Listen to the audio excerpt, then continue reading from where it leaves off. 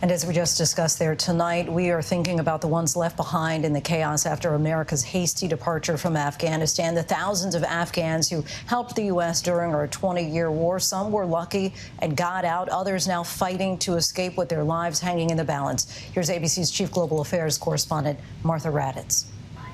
Tonight, as thousands of Afghans try desperately to leave the country, this Afghan mechanic who worked with American forces in Afghanistan watches anxiously from his new home here in the States, thankful he was able to get out just in time. This week I came here, and then next Friday it was under the Taliban control. But now he worries about loved ones back home who have no way out. God should save them, and they should save themselves, they should hide themselves. Will they start searching for them or putting them in prison or killing them? We don't know. We met an Afghan interpreter for U.S. troops, fearful for his life even before the Taliban swept into Kabul. I know that I will be killed by the Taliban. I will continue this fight. Abdul now in hiding, his fears greater than ever. We also met Camilla Siddiqui in Kabul, who built her own business there. At the time, she said she wanted to stay there to fight for women's rights. I came here because this is the time to be here in Afghanistan, and Afghanistan needs us. But tonight, with the Taliban in full control, we learned Camilla was able to escape, something so many others are still trying to do. Afghan allies stuck in the capital city left in a state of limbo. This man recording a glimpse into the deteriorating situation. All the streets are empty. The people are trying to keep themselves hide. All the people are trying to get out of the country. See, there's no people in the bazaar and the town.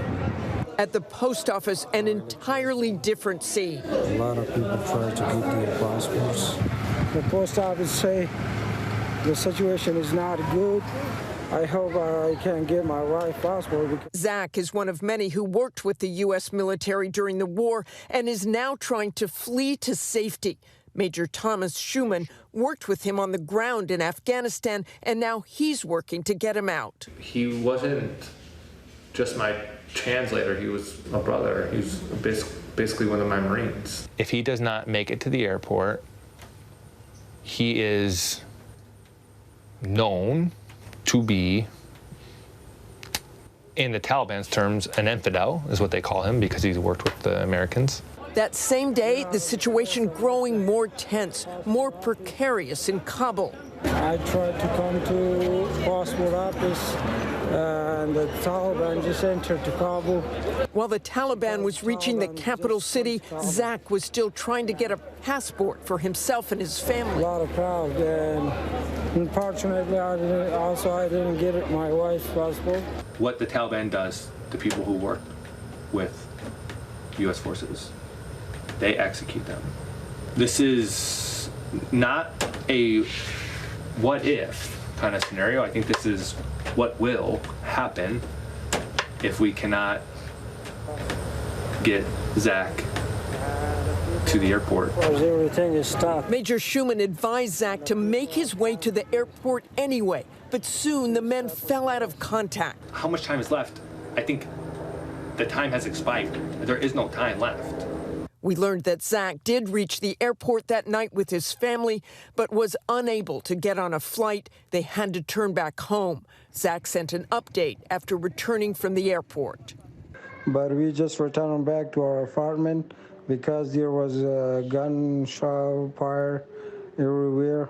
His future, like so many of those stuck in a Taliban-controlled Afghanistan, is uncertain tonight. Do I feel like Zach's been betrayed? I think it's a very simple transaction. You serve with U.S. forces, and we will provide you a visa. He served with U.S. forces. We did not provide the visa. I think that's a betrayal. So many now using that word betrayal. Martha Raddatz joins us now. Martha, switching gears a bit, the U.S. was training the Afghan military to defend itself. In the end, it obviously was unable to do so. What kind of intelligence questions does this now raise? A lot of them, Lindsay, not only intelligence questions, but really military training questions. We spent 20 years there, $83 billion training Afghan forces. I saw that up close, and I heard over the years military commanders very concerned in the beginning, largely illiterate troops. But later, they kept talking about how much better they'd gotten, how much more capable they were. President Biden, when he first announced the withdrawal, talked about the strong forces there, 300,000 strong. And yet, when it came to the Taliban moving in on them, many just laid down their rifles. So they really have to have some sort of reckoning, the U.S., the military, about what happened with those forces, what we didn't do right. And there also has to be a lot of questions, Lindsay, about the intelligence failure. We did not know that the Taliban could take over so quickly in that country, even though we've spent 20 years watching the Taliban. 20 years, and now just a matter of a little over a week, all of that seems to be gone. Martha Raddatz, our thanks to you. Hi, everyone. George Stephanopoulos here. Thanks for checking out the ABC News YouTube channel. If you'd like to get more videos, show highlights, and watch live event coverage, click on the right over here to subscribe to our channel. And don't forget to download the ABC News app for breaking news alerts. Thanks for watching.